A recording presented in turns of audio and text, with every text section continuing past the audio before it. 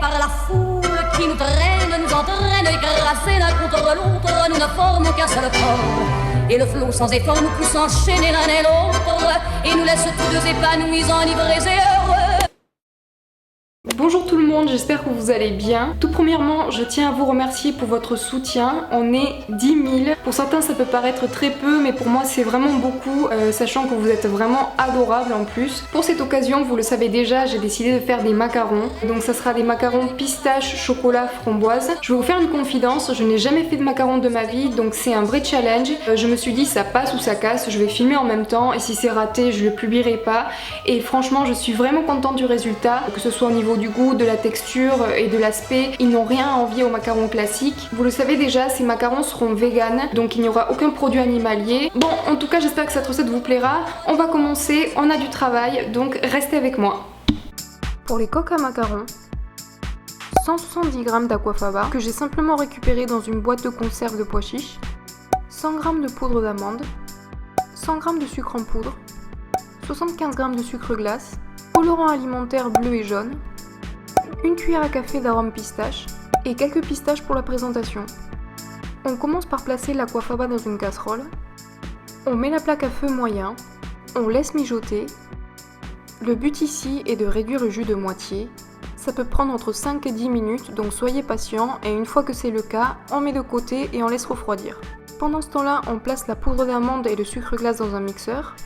Si vous avez un robot multifonction, ça sera beaucoup plus simple parce que moi j'ai un peu galéré avec mon petit appareil.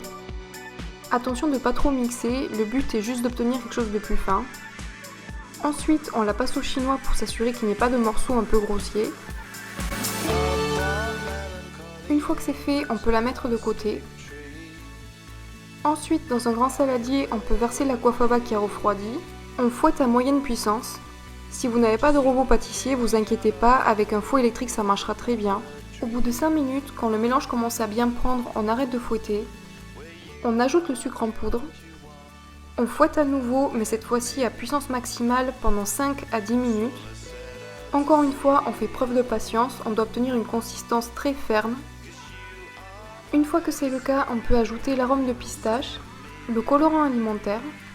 J'ai versé environ 10 gouttes de jaune et 4 gouttes de bleu pour obtenir un vert pastel. On fouette une dernière fois à puissance maximale pendant quelques minutes.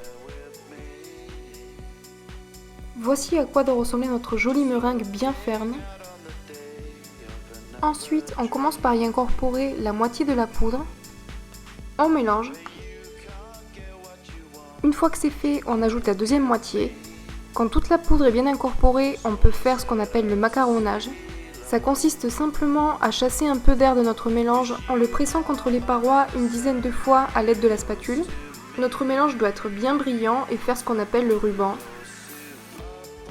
On peut à présent le transférer dans une poche à douille. Sur une plaque recouverte de papier siliconé au sulfurisé, on forme nos macarons. Je ne suis vraiment pas une pro au niveau de la poche à douille, mais j'ai essayé de les faire à peu près de la même taille. On décore la moitié des coques avec nos pistaches concassées, puis on les laisse poser au moins 1 heure à température ambiante. Pendant ce temps-là, nous allons préparer notre ganache montée au chocolat, 200 g de chocolat noir vegan, 250 g de lait de coco en boîte et une cuillère à café d'extrait de vanille. On commence par placer le lait de coco et l'extrait de vanille dans une casserole à feu moyen. On laisse chauffer le lait doucement en mélangeant de temps en temps. On ne le fait surtout pas bouillir. Quand on voit qu'il commence à fumer et qu'il y a des bulles qui se forment autour, ça veut dire qu'il est chaud.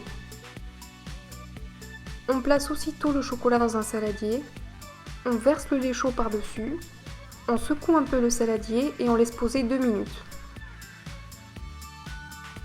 2 minutes plus tard, on peut commencer à mélanger.